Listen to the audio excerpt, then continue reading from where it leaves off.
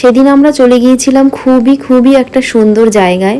তো আমরা একটা জায়গায় এসেছি, এই জায়গাটা দেখো কতটা সুন্দর, আর পিছনে দেখো একটা কি সুন্দর পাহাড়ও রয়েছে।